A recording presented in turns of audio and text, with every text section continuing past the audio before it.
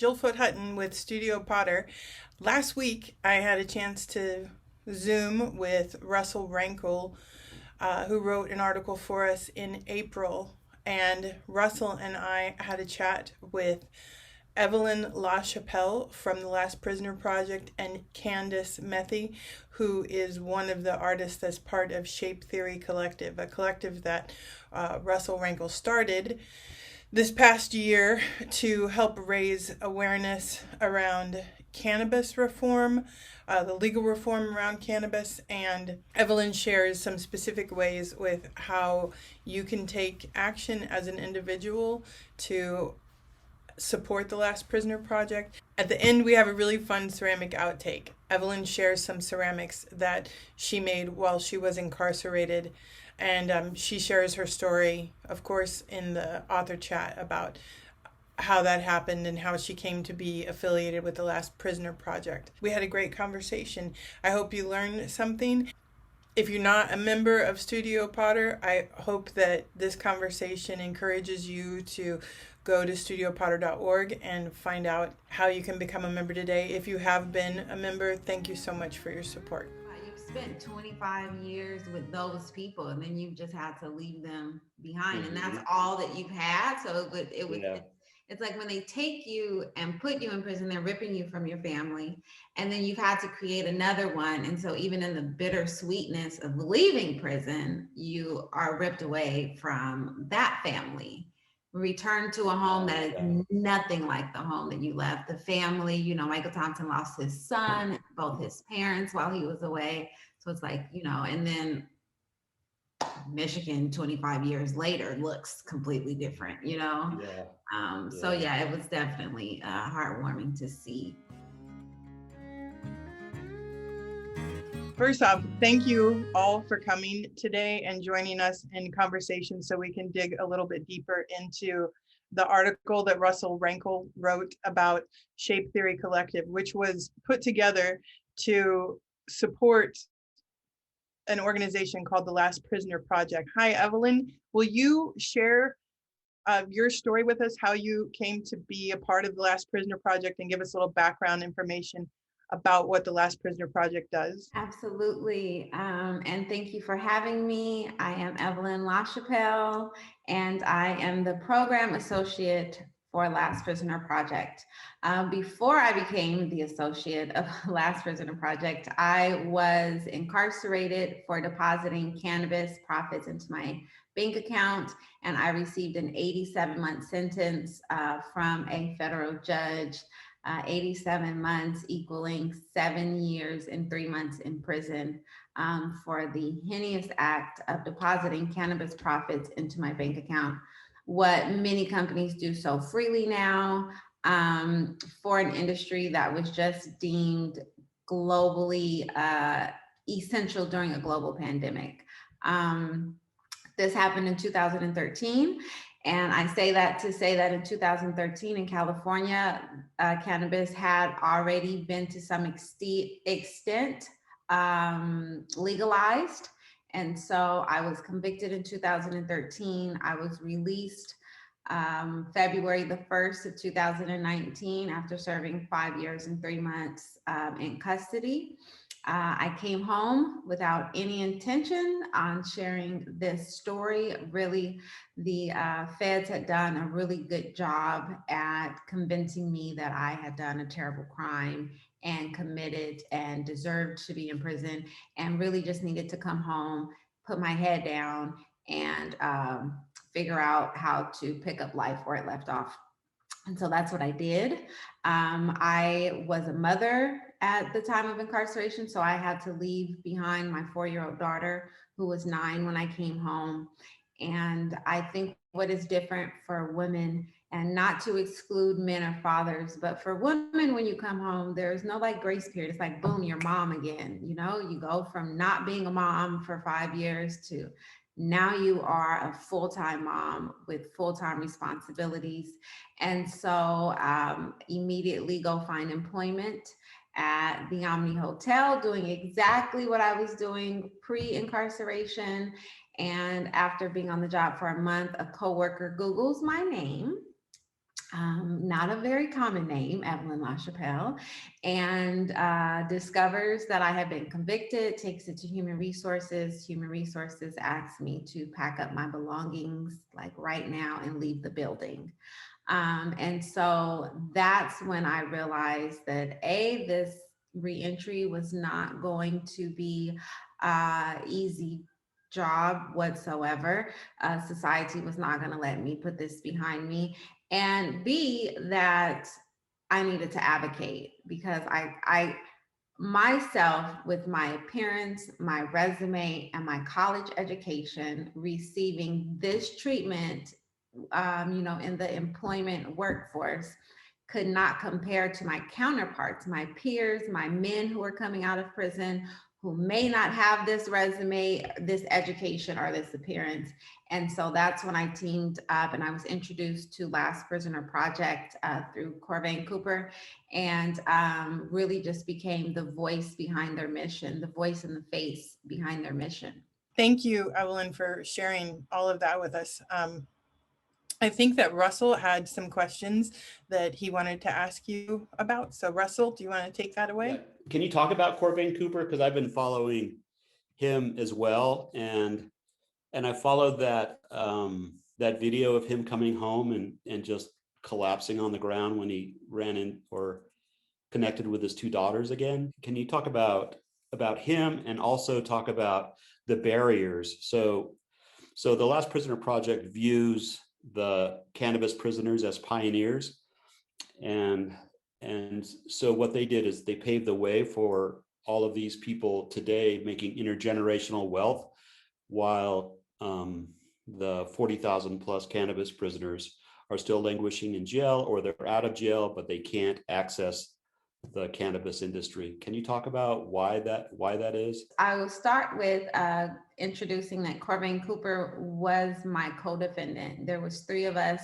on this case, myself, Coryn Cooper, and Natalia Wade. Natalia and I both received 87 months as first-time nonviolent cannabis offenders. Coryn Cooper received life, and he received life because of the 3 strikes. Those 2 prior strikes, however, were for minor cannabis charges out of California that during his incarceration were dropped when Prop 65 passed. So those 2 strikes were dropped to misdemeanors and no longer on his record. That would have then required for our sentencing jurisdiction out of North Carolina to just resentence him, like resentence him today as if he didn't have those 2 priors, and they refused. And so that left him in prison with life without the possibility of parole, with no more appeals left, with no more options other than a presidential clemency. And so we get to the end of former President Trump's term, and by the grace of God, his clemency is signed and he's released, and that's the video that you've seen. But I always like to add that clemency is only granted once the President of the United States of America signs the petition. And I don't care if you are Trump or Obama or Bush, or just, we can go down the list of names. You're a little busy, and you might be too busy to be concerned, like you're running the free world, and you might be a little too busy to be concerned with folks, sitting in prison, wanting to get out of prison. And so I definitely thank Trump for signing that petition, but I strongly believe, and LPP is working on writing some new legislation, but that entire process needs to be changed. You can't wait, so had he not received that clemency from Trump, he would have had to rewrite his clemency, recollect all of the signatures that he had collected, and present that to the next administration. So your clemency only lasts for one administration, and presidents will only, or most likely will only grant clemencies at the end of their term. So you're either waiting to the end of Biden's 4th year or his 8th year, depending on if he's, you know, close to being, if he's reelected. And so had Coryn not received that, he had already said like he's mentally preparing to sit down for another 8 years after already have set for 9. And so that is, you know, Coryn's story, you know, and it's such a blessing to see him home. And then where Last Prisoner Project comes in is they advocate and they rewrite these clemency petitions. In the case of Coryn's, his was already written, but what happens at the end of the presidential term, Trump says, hey, I want to do some pardons, and he reaches out to all of these advocacy groups and they submit names. Coryn Cooper's name, I believe, ended up on at least 4 lists to increase his chances of clemency. But I think I forgot the end of the question. The other part of that question was, why is what are the barriers to entry? So the barriers for us to enter this legal industry are outrageous. In my case, in Coryn's and Natalia's case, Stephanie Shepard, so many of us, Michael Thompson, even at 70 years old, is still looking at probation time after serving 25 years in prison. And so being on probation excludes us from participating in the industry. Now there's some workarounds. We are calling for, you know, cannabis brands in this industry to really extend their platforms and extend their licensing to pave a way. I recently am partnering with Sackville and Green Haven to release cannabis accessories with Sackville, and then a pre-roll with Green Haven incubator out of Los Angeles. And what that allows me to do is license out my story and my likeness, but I cannot actively participate in any plant touching operations. Or that is a direct violation. I can't consume cannabis, direct violation, and they are well within their rights to send me straight back to prison. And so the barriers are outrageous. And I believe that the industry has the responsibility, because we cannot rely on legislation, we cannot rely on government. You know, New York just passed and legalized, and not in any of that did they think about those who are incarcerated. But I think that this industry has a bigger platform than they believe, right? If you have 700 dispensaries in California, I don't know the number, but that's got to be a lot of tax money going to the state of California. And as that tax money is getting paid to the state of California, it should be getting paid with the demand that you release those incarcerated in California. The same for New York, the same for Oregon. I believe that every state has enough buying power. Every cannabis industry individually in each state has enough buying power to start demanding the release of the cannabis inmates. But that's you know, I could go on for days, because I don't have the faith that the government will right the wrong. And why would they? You know, the prison industry is a profitable industry. You know, they had me working for 5 years for 16 to 29 cents an hour. So I'm not expecting them to close the doors, but I do think that the entire industry has a big enough platform to start making demands. When New York just went to legalize, there were many brands sitting in that room lobbying. There are many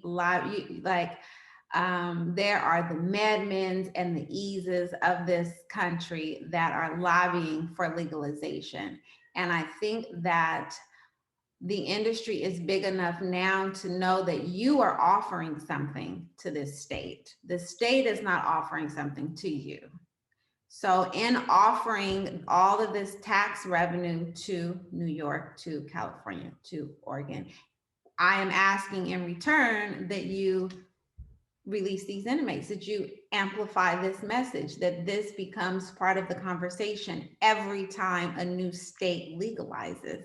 I think it's absurd that we even discuss legalization and leave so many people incarcerated. Like, how does New York legalize when they are known for their over policing of cannabis? So it is known that you have people right now in New York State prisons serving time for cannabis, but you don't. And so I say I don't expect them to, but the folks who are waiting to profit in New York have the ability to say, okay, well then we don't even want to participate in your market. And so now New York, you're going to miss out on your $1 billion of tax revenues until you start having this conversation. So this criminalization conversation is at the forefront before we start talking about profits.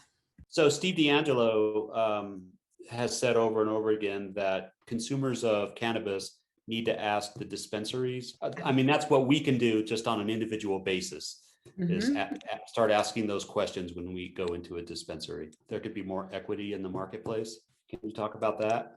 I do it all the time. I walk into the dispensary and I say, can you show me where the Black-owned products are? I may have had it happen twice where the bud tender could point me to a Black-owned or socially equitable brand. So I think that there's two things that's going on there. Is that maybe our bud tenders are just not informed. I always give people the benefit of the doubt. And so then we have to do a better job at informing our bud tenders. And the reason I believe Steve D'Angelo always poses that is because asking the question will at least trigger them to become more informed, because you don't want to be the person who doesn't have the answer. But I also know and see that lots of our major dispensaries are just not making places on the shelves. Why? Because the shelves that they are opening to the brands are to the brands who have had enough resources to spend on marketing, brand building, strategy, build these connections with distributors, and they have that major funding behind them. Where like myself, even just launching an accessory brand, even with the connections that I have in this industry, I've been on this platform for almost 2 years now. I haven't been able to raise a penny, right? And so that trickles into why we are not on the shelves. It's because it costs to be on the shelves. And so us as consumers going in there and asking at least prompts them to start thinking about it, at least prompts bud tenders to start figuring out what's really on the shelves, and will at least prompt the conversation to say, this is what folks are asking for and we don't have it. And people are walking out, because I'll walk out like, you don't have any Black-owned, then okay, out of here.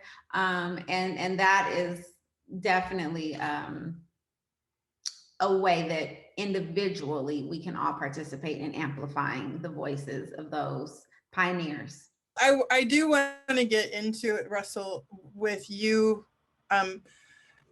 to go a little bit more deeply than you were able to in the article about how you arrived at advocating for the Last Prisoner Project, like how you found them and how Shape Theory Collective came to be. Absolutely. You know, when we were young, we were always told to follow our passions. Like, I'm going to just round up a few well-known potters or ceramic artists, and we can make some pipes. And under the brand Shape Theory Collective, I honestly don't remember how the Last Prisoner Project came onto my radar. I have racked my brain trying to remember, but it just somehow arrived on my radar. And so I reached out to 4 or 5 well-known ceramic artists, and they said, yeah, let's make some pipes and we'll donate the proceeds to the Last Prisoner Project. And I was about ready to go live, and I just decided to check the laws in Utah, and it turns out that the pipes I was making would be considered paraphernalia, which are highly illegal in this state. And it just kind of freaked me out. And, we live in a conservative state and a really conservative town. And I called a local attorney and he said, yeah, there's a few judges in this town that might take offense at that and actually make it a mission to come after you if you did that. So I was really quite upset and a little bit disappointed because I spent a lot of mental bandwidth on the idea. And so I just sat with that for a month or two. And then I thought, oh, and we could just sell art. It doesn't have to be pipes to make a difference. And that's really how the current iteration of this came to be. And when I talk about passion and curiosity, I just followed my curiosity about this issue. And the more I learned and the more I understood about the complexity and the hypocrisy of the war on drugs, and particularly tuning into Evelyn's live streams, I just became more and more aware. And through that process of following my curiosity, I became extremely passionate about this issue. So that's how it came to be. And another thing I want to celebrate are just the artists that I reach out to. It doesn't take, I don't have to sell the idea at all. It just, as soon as I approach artists like Candice about this idea, they're instantly in and they want to participate in this. And the generosity of the artists that I'm working with, and also quite honestly, the generosity of the folks at the Last Prisoner Project is just so profound and moving. The first month, there were a couple of artists. Adrienne Arleo donated 100% of her sales, and so did Nikki Blair. And then there's an artist that reached out and he wants to make a piece available and he wants to donate. And it's going to be a pretty expensive piece. I'm going to keep it on the down low until his piece goes live, but he wants to donate 100% of his sales to the Last Prisoner Project. And so, yeah, there's quite a moving generosity among the artists in our field that just blows me away. Anyway, Candice can speak to that too a little bit, I think. Yeah, Candice, I did want to hear from you about when you first heard about this idea. Well, I mean, I'm curious to know if you were familiar with the Last Prisoner Project before the Shape Theory Collective made you aware of it, but why did you feel compelled to participate in this collective? So I was not aware of the Last Prisoner Project, and Russell had reached out and asked me if I was interested in participating, and I said yes. Absolutely. Didn't even give it a second thought. And the reasons why I wanted to participate, come from a couple different places. I have experience, getting in trouble more or less for marijuana, but also coming at it from a place of white privilege, and experiencing firsthand, or witnessing, I should say, not experiencing, witnessing firsthand a situation. So I have, a couple experiences with marijuana. I had gotten pulled over on the Navajo reservation, a number of years ago, and had gone to jail for the weekend in Monticello, Utah, of all places. And like I said, got arrested on a Friday and spent the weekend in jail. And then on Monday, we went to court, which was, just a little room. It's a really tiny town. And, we had to pay an exorbitant fine. And, we had no record of the situation. And then at the end, the judge had said, well, it's a good thing you know how to play the game. And I was like, wow, this is a game. This is incredible. And then, so that was one experience that I had that was just really kind of got me thinking about how, maybe how gross, or how just, it made me really feel like we really didn't care, or the justice system really didn't care about people, or it didn't really care about, even the laws that it was, supposedly upholding. It was more just about playing this game. And then another situation that really still sticks with me to this day. And I feel a little uncomfortable telling this story just because, you know, I really do feel like it comes from a place of white privilege.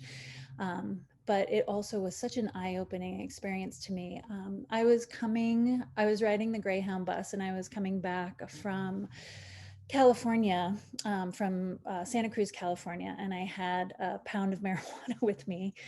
And I was in the middle to the back of the bus, and we pull into Las Vegas, and the DEA gets on the bus. And I, you know, of course, was really afraid. I did not want to go to jail in Las Vegas at all. But the thing that was really astonishing to me, you know, the DA gets on the bus and they're kind of getting in everyone's faces. And, you know, do you have any drugs? Do you have any paraphernalia? Do you have any weapons? You know, and all of these people are saying no. And I feel like a lot of the people on the bus were migrant workers. They were, you know, from Mexico, you know, maybe some illegal immigrants. You know, it's really hard to know because I don't know these people, but they just start pulling people off the bus, you know, left and right, and frisking these people like with no probable cause, you know, kind of asking them questions. Like, I feel like it was a really abusive situation. They were like pulling all of their stuff out from under the bus, you know, and I'm sitting at the window and I'm watching all of this happen. And it was really, really sad. And then so eventually, you know, as the DEA is making their way back on the bus, you know, he gets in my face and he asks me if I have any drugs or paraphernalia or weapons. And I say no. And he's like, have a nice day. And, you know, I would say probably 95% of these people who are on the bus have brown skin, and they're off the bus, you know, and they're getting searched, and they're, you know, so that's a situation that always really stuck with me, you know. And so you know, this has made me want to get involved in any way that I can. I feel like, you know, as an individual, when you start thinking about, you know, inequities and injustices and, you know, ways in which you want to participate or you want to help, you can get overwhelmed really quick. And so I think that, you know, it really has to start on an individual level as well. So, you know, and that's why I decided to participate, because it's something that I can do, you know, as an individual and someone who cares. Thanks for sharing that.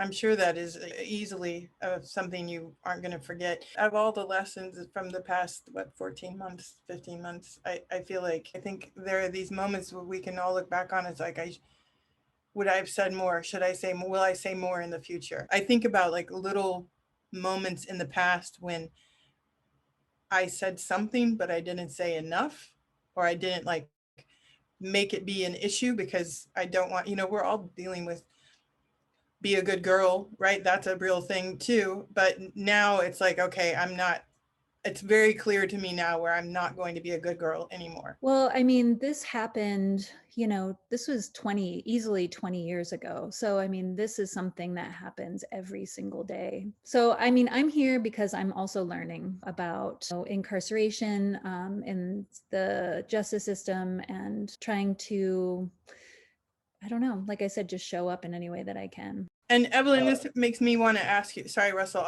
I'll give it back to you in a second. I wanted to ask you about, because there's so many people who want to rectify, turn back the time, right the wrong, like, but partnership is a big part of how organizations like the Last Prisoner Project are successful. So I was interested in hearing about how you vet who you're going to partner with. You are 100% correct in terms of without partnerships, we would be non-existent. That is where our successes come from in terms of raising funds, and it goes the same for what I think social equity and the those negatively impacted will need to lean on these partnerships by folks who are already established. How do we vet? I'll be honest, I don't think we've turned anyone away in terms of vetting. We have set up tiers of partners, and so the ones that are highlighted on our website are the ones who have committed to at least a $12,000 donation for the year annually. But I take so many partnership calls and execute so many charitable agreements with folks who are donating $350 quarterly, and so important that I'll have to figure that out. Like, how do we amplify the smaller voices? Because there's so many smaller companies who are in the inception of their brand saying, hey, I need to write LPP into the mission. I need to write this work into our mission. We haven't opened our doors. We haven't launched our products, but we are dedicating 5% of proceeds. And so I have not, we haven't, in my experience since November, the vetting is very minimal. If you want to support, you always, I'm of two minds, right? Like there's always going to be some partners who are only doing this for the clout, who are only wanting to amplify their brand. And I can't pinpoint out any, but that's just across the board. That's just human nature. But I always refer to like Lincoln, right? Like, was it his intention to free the slaves? No. Did he do it? Yes. And so, by any means necessary, like I don't really care your intentions as long as I know that you are, because it's the work that needs to be done, right? Like if you are committed to making, that monetary donation, if you're committed to amplifying our message, because I think sometimes amplifying our message goes even further than a monetary donation, then I think you're doing good work, regardless of your intentions. Like that's your stuff. That's my Brene Brown. Like that's your stuff. This is my stuff. I like that. One of the questions that came up when we were in the editing process for the article was that Russell broke down the 5% that's going to go, even though some artists, like he indicated, are donating the full proceeds of the sales. But I had asked him just to be transparent about the finances. And so we had this conversation, like, is 5% enough? I think 5% is enough because none of us are obligated to give 2%, right? And so I think, and then also recognizing that this industry is not in the green as some of us would assume that it is. We haven't reached that peak yet where everyone is profitable. And so I think I worked for a company who was pledging 1%. 1% to be split between 3 organizations. But, their 1% could have been, a bigger piece. But for me, it's I have been a recipient of the funds that LPP has raised. When I first came home, maintaining my daughter's education was a big deal for me. She's been in private school her whole life. And like I said, you come home, it's like, okay, your turn. I've been doing it, bless my mom's heart. She did it for 5 years, but it's your turn now. And so LPP was able to step in before I was employed. And I had a micro grant for $1,000 a month to cover her tuition. And that came from somebody's 5% donation. Thank you. Okay, Russell, do you want, or Candice, if you have questions? I don't have a question. I want to say thank you so much for your time, Evelyn. I have learned so much. And it's really amazing to me to think about marijuana and brands. It's just so bizarre. It's a flirt. It's the rebranding of marijuana because it's not even called, I think it's so crazy because it's the cannabis industry, it's flower, it's been completely rebranded. But I hopped on an elevator the other day in Redondo Beach, and there's a sign in the elevator that says this is a no smoking facility, no tobacco, no vaping, no marijuana. And I'm just like, the choice of words, right? Because right across the street from this hotel is a cannabis dispensary. So you didn't even say no cannabis, so when we're negatively talking about the plant, it's marijuana. And when it's in a positive light, it's cannabis. And it's crazy to me. It's crazy to me being in Montana. So we had just legalized marijuana here in Montana too, but so they've cut back on the, like the carrying laws. Like no one, not just anybody can go and purchase it off the street because they want to have the card holders like move through the year. So, but man, there is a dispensary on every corner. Crazy. In Michigan, celebrating Michael Thompson's birthday after serving 25 years in prison, to get from our Airbnb to the party location, we passed 18 dispensaries on like one long block. And it's like, first of all, I'm like, what is your market share here? Because I'm like, how many people in Michigan are walking into dispensaries to purchase, cannabis products that you all have set up this many, dispensaries? But well, one thing they haven't figured out in Missouri yet, or Illinois apparently, is that there's a legal limit for the day, but they're not talking to each other. Right. Yeah. Evelyn, I would like for you to give a plug for your Thursday talks about where we can find them before you have to go. And if there is any initiative that you want to make sure people know about, to give you an opportunity to say that. Absolutely. So I'm going to tell you all a lot. So in order to tap in with Last Prisoner Project, please visit lastprisonerproject.org, where you will find our Time to Heal campaign. Please sign that. It is our efforts to change the way that clemency is done in this country, and aid in the release of not 1 or 2 or 3 inmates, but 1,000 at a time. We also have our letter writing campaign if you would like to be a pen pal for someone who is currently incarcerated. And we also have our donate button. So that's 3 major things that you can find at lastprisonerproject.org.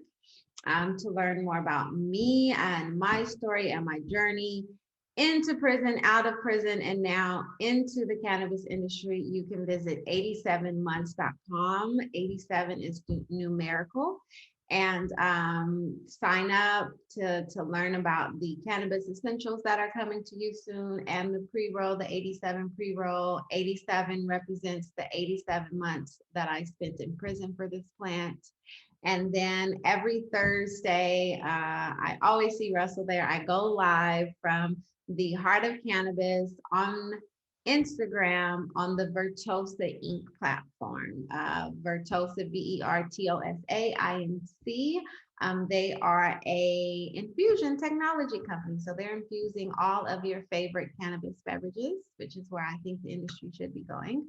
But yeah, that's it. So Vertosa Inc., Heart of Cannabis, live every Thursday at 5, where we're discussing how do we normalize cannabis consumption. 87months.com and lastprisonerproject.org. I want to thank each one of you for showing up to do this today. I think it's such a nice compliment to the articles that happen with Studio Potter. And Evelyn, thank you so much for your candor and transparency. And is it okay if I use a little snippet where you were showing us your pots in the beginning? Oh, please. Okay. It's awesome. Like my pride and joy. And they're in my room right now, keeping them safe, but I'm like, I can't wait to put a case up. Thank you all for having me and sharing and getting involved. And this is all part of amplifying. So thank you. Thank you much. Thank you. Thank you. See ya. Thank you, Evelyn. Such nice a delight. To see you, Russell. Yes. And if Utah is on your bucket list, we have a guest room. Yeah. Did Russell tell you that I spent my prison time in ceramics? No, he did not say that. Yeah, that's awesome. That's all I did. Let me there was a pottery studio in the prison? Yes, hold on. I'm going to show you my favorite piece. I love this. Russell, are you even more of a fanboy now?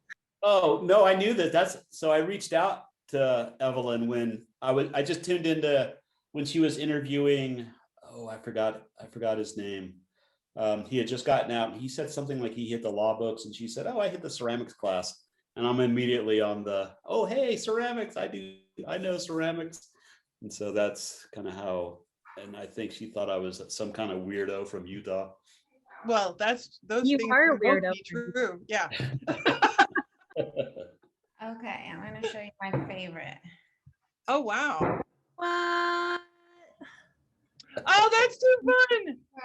It's like a little vase, That's amazing. but she's a set.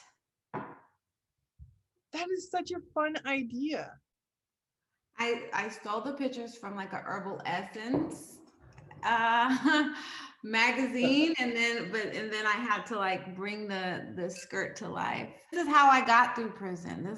I would not have made it literally without my ceramics. It's one of the hobbies that cost a lot, and so unless you could afford to, buy your own slip, tools, paints, then you couldn't participate. Was there instruction as well, or you were just self-taught? There's a there's an inmate instructor, right? So someone who had already been doing it for a while, who was taught by the inmate before her, and then so you had to go through the class before you could place your order for your supplies. And once you place your order for your supplies, you could get a locker to lock it up. But yeah, you had to go in that order. This is amazing. Yeah, Wow. one of my last gigs at because you work there, right? So you have to have a job. 20 cents an hour was at recreation, and so my last year I was in charge of like loading the kiln and doing all of that.